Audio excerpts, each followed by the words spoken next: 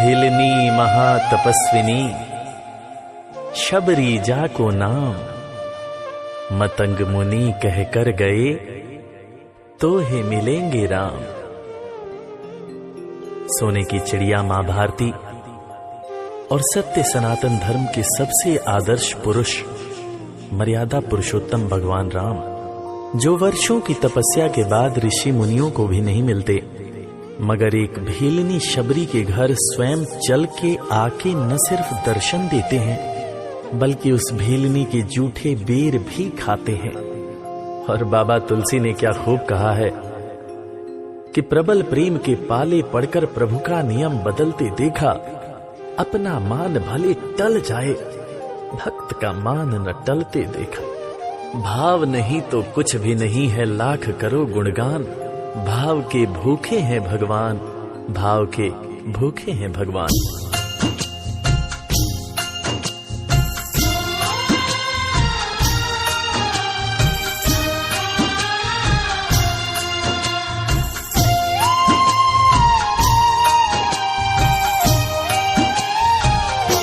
भाव के भूखे हैं भगवान, भाव के भूखे हैं भगवान। भाव के भूखे हैं भगवान, भाव के भूखे हैं भगवान। भाव नहीं तो कुछ भी नहीं है, भाव नहीं तो कुछ भी नहीं है, लाख करो गुणगान। भाव के भूखे हैं भगवान, भाव के भूखे हैं भगवान। भाव के भूखे हैं भगवान, भाव के भूखे हैं भगवान।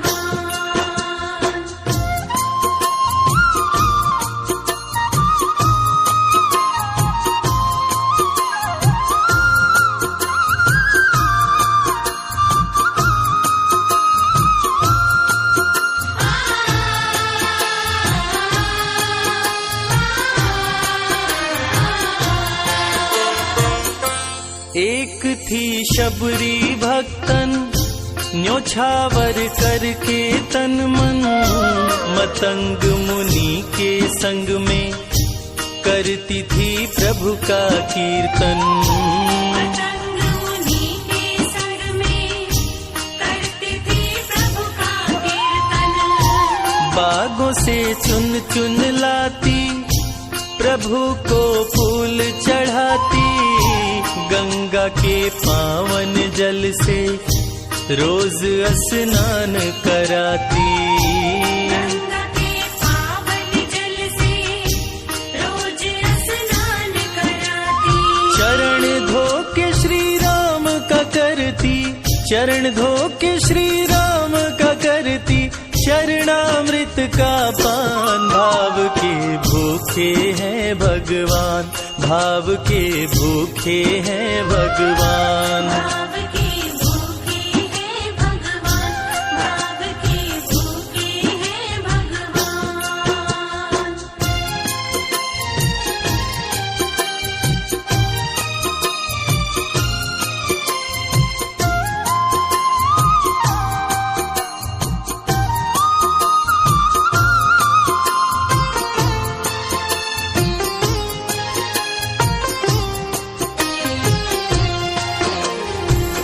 धैर्य एक ऐसा प्रसाद है जो इंसान को महान बना देता है।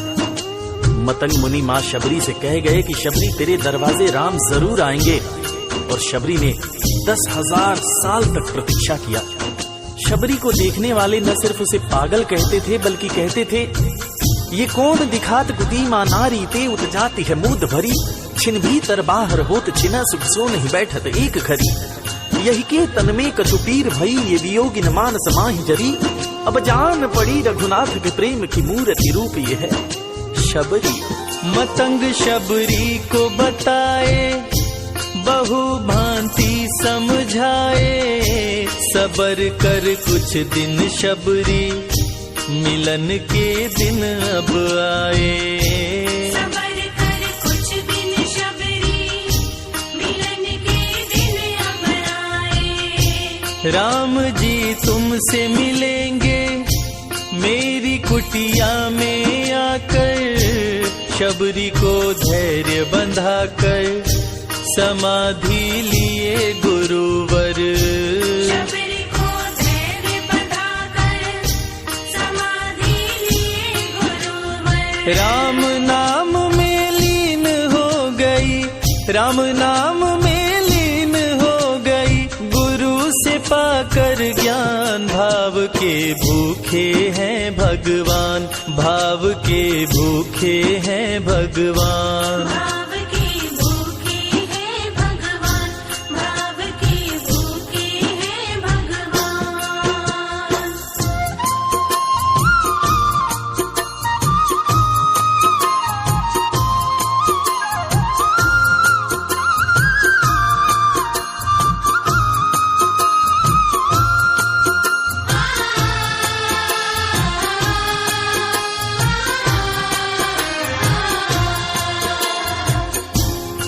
मां शबरी के गुरु महामुनि मतंग जब अपने नश्वर शरीर का त्याग कर रहे थे, तब मां शबरी ने उनसे पूछा, हे गुरुवर, मुझे मेरे राम कहाँ मिलेंगे? इस पर महामुनि मतंग ने शबरी को जवाब दिया कि शबरी, अरे दुनिया राम को ढूंढती है, मगर तू तो ऐसी खुशनसीब है कि तेरे दरवाजे राम स्वयं चलकर आएंगे।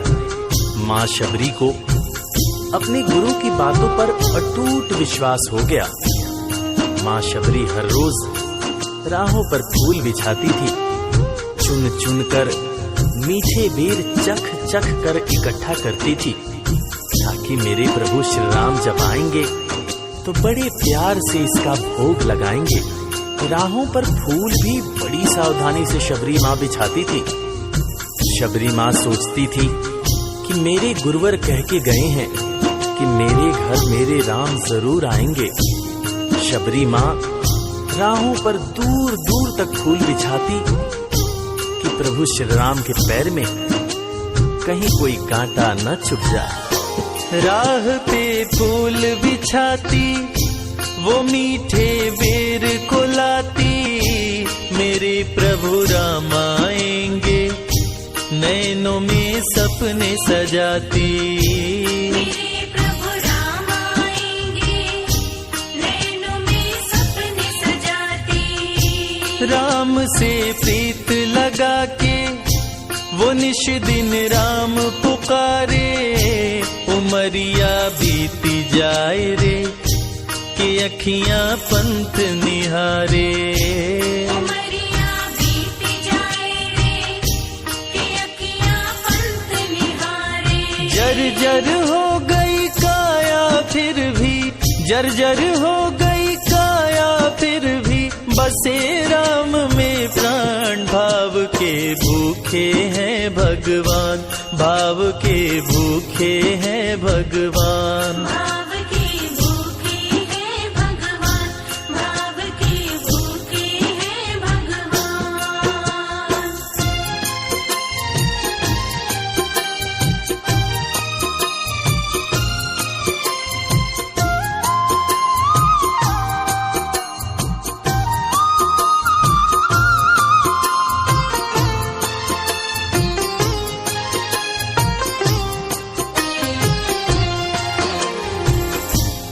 समय समय के साथ बीतता गया।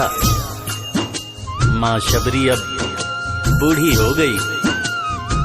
मां शबरी की उम्र जैसे जैसे बढ़ती गई, प्रभु श्री राम के प्रति उसका प्यार और भी ज्यादा गहरा होता गया। मां शबरी जो इस जन्म में तो भीलनी हुई थी, मगर अपने पूर्व जन्म में वो एक बहुत बड़े राजा की रानी थी। प्रयागराज, जहां पर कुंभ का मेला लगता है, एक बार वो अपने राजा के साथ उसी कुंभ के मेले को देखने पहुंची। अपने पूर्व जन्म में भी मां शबरी को प्रभु श्री राम से उतना ही ज्यादा प्यार था। उस वक्त रानी ने अपने पति से ये इच्छा जताई कि मैं बाहर जाकर संत महात्माओं के साथ भजन कीर्तन करूंगी, जिस पर उसके राजापति ने ये कहकर मना कर दिया कि एक महारानी को इस तरह के छोटे लोगों के साथ बैठना शोभा नहीं देता। ये बात महारानी के हृदय में चुभ गई। महारानी ने गंगा के पानी में जाकर अपने प्राण त्याग दिए और ईश्वर से कहा, हे मेरे प्रभु, हे मेरे राम, इस जन्म में तो आपने मुझे बहुत खूबसूरत बनाया है, अगले जन्म में चाहे मुझे कुरूप बना देना। इस जन्म में आपने मुझे उच्च कुल में जन्म दिया है, अगले जन्म में चाहे तो मुझे भीलनी बना देना। मगर हे प्रभु, मेरा अगला जन्म जब भी हो, मुझे ये सौभाग्य जरूर देना कि मैं तुम्हारे नाम को जपूं, मैं तुम्हारा नाम लूं, मुझ पर कोई बंधन न हो। वो राजकुमारी अगले जन्म में माँ शबरी बनी, वही माँ शबरी जो कुटिया में प्रभु श्री राम की राह देख रही थी। वो सुंदर आसन लगा के, स्वच्छ कुटिया को सजा के, राह आंचल से बुहारे, प्रभु का ध्यान लगा के। राह आंचल से बुहारे, प्रभु का ध्यान लगा के। और ना अब तड़पाओ, राम मेरे आ भी जाओ, दरस बिन शबरी व्याकुल, राम मेरे दरस दिखाओ। दरस बिन शबरी व्याकुल, राम मेरे दर्श दिखाओ। दरस की आस लगी मेरे प्रभु जी, दरस की आस लगी मेरे प्रभु जी, पूर्ण करो अरमान। भाव के भूखे हैं भगवान, भाव के भूखे हैं भगवान। भाव के भूखे हैं भगवान, भाव के भूखे हैं भगवान।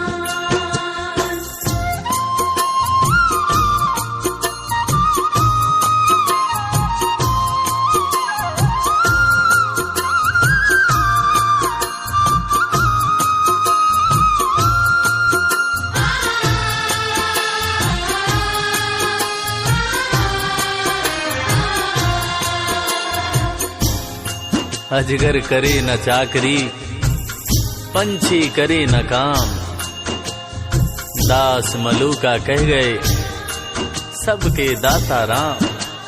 और हम सबके परम पूज्य बाबा तुलसीदास ने रामचरितमानस में भी कहा है, राम से बड़ा राम का नाम। और यही काम माता शबरी दिन रात कर रही थी। बस वो एक ही बात बार बार बोले जा रही थी कि मेरे राम आएंगे, मेरे राम आएंगे। वो हर वक्त हे राम बोलती रहती थी। प्रभु श्री राम जब अपने भाई लखन के साथ माता सीता की खोज में वन में दर दर भटक रहे थे, उनके कानों में ये आवाज गूंजी।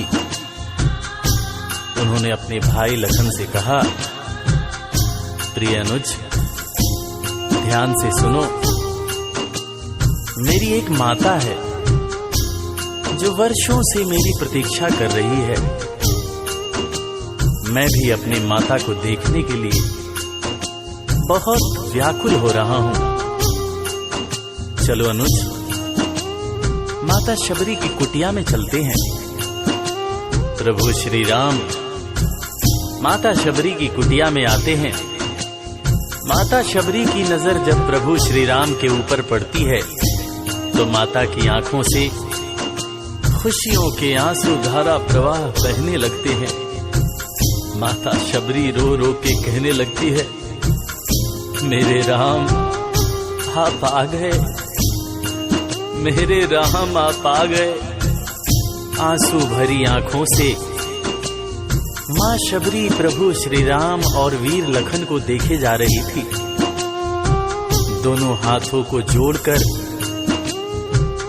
दौड़े दौड़े माँ शबरी ने प्रभु श्री राम के पैर पकड़ लिए और कहने लगी, मेरे राम, मैं तो 2 जन्मों से आपकी प्रतीक्षा कर रही थी। लोग मुझे पागल बुला रहे थे। मेरे गुरुदेव ने मुझसे कहा था कि शबरी, राम लक्ष्मण के साथ एक दिन तेरी कुटिया में जरूर आएंगे, जरूर आएंगे।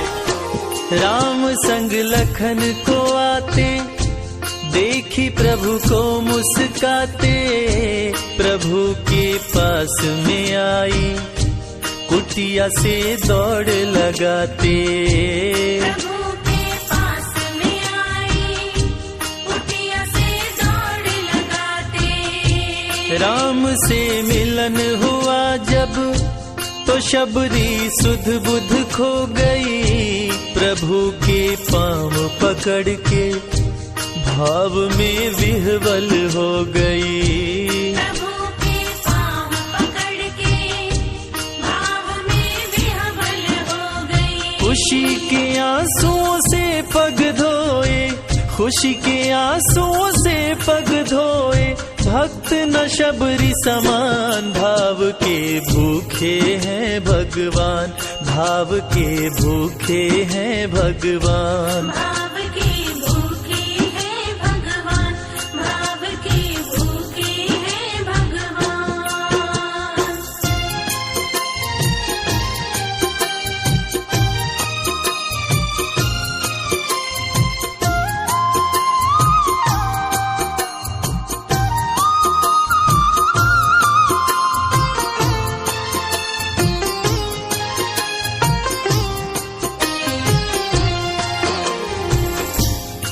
मित्रों, मैं रविराज आप सबको आज एक बात बताना चाहूंगा। वो बात जो मुझे मेरे गुरुदेव फरीद हसन खान साहब ने बताई है, और वो बात ये है कि ईश्वर को हमारी जरूरत नहीं है, हमें ईश्वर की जरूरत है। ईश्वर हमारे बिना भी पूर्ण है, मगर हम ईश्वर के बिना हमेशा ही अपूर्ण हैं। हम पैदा तो इंसान के रूप में होते हैं, मगर अंत में हमें उसी परमात्मा के पास जाना होता है। इसलिए हमें जीवन में हर वो कार्य करना चाहिए जो ईश्वर को पसंद हो, और ईश्वर को सिर्फ यही पसंद है कि हम नेक दिल बने, दयालु बने और सदैव ही अच्छाई के मार्ग पर चलें, चाहे कितनी भी कठिनाई क्यों न हो, और हमेशा अपने परमात्मा को याद करते रहें, चाहे ईश्वर के रूप में, चाहे अल्लाह के रूप में, गुरु नानक देव जी के रूप में, चाहे ईसा मसीह के रूप में। जो भी इंसान ईश्वर को याद रखता है वो कभी जीवन में किसी का बुरा नहीं कर सकता। बुरा करना तो दूर की बात है, वो किसी का बुरा सोच भी नहीं सकता है। उसका मन हमेशा साफ और शांत रहता है। मन हो गर निर्मल संजय, प्रभु जी दौड़े आते, प्रसाद की बात करें क्या, वो झूठे बेर भी खाते। प्रसाद की बात करें क्या, वो झूठे बेर भी खाते। बात है सच्ची लेकिन हम सब, बात है सच्ची लेकिन हम सब इससे हैं अनजान। भाव के भूखे हैं भगवान, भाव के भूखे हैं भगवान। भाव के भूखे हैं भगवान, भाव के भूखे हैं भगवान। भाव नहीं तो कुछ भी नहीं है, लाख करो गुणगान। भाव के भूखे हैं भगवान। भाव के भूखे हैं भगवान, भाव के भूखे। इस कथा के लेखक पंडित संजय तिवारी जी, साउंड इंजीनियर श्री कैलाश डंडरियाल जी, मैक्स स्टूडियो दिल्ली, संगीतकार लवली शर्मा, मैं आपका अपना रविराज और वीर म्यूजिक परिवार की तरफ से आप सभी को कोटि कोटि प्रणाम करता हूँ। किसी भी त्रुटि के लिए हम क्षमा प्रार्थी हैं। बोला भक्त और भगवान की जय